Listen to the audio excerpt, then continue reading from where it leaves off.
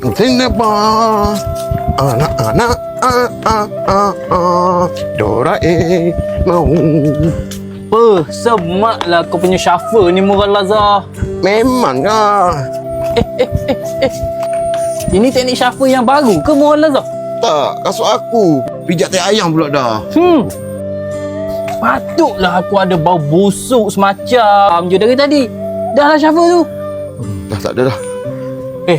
Murah Lazar, aku nak tanyalah, mana kau belajar shuffle-shuffle ni?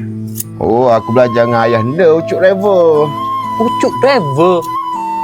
Pucuk driver setahu aku dia ajar driver je. Dia tak ajar shuffle. Ya. Oh, kalau macam tu aku belajar ajaran sesat lah tu. Tak tahulah. Murah Lazar, petang ni macam biasa. Kat sisi main GTA nak tak? Aku on je. Tapi kau janganlah panggil aku nama penuh.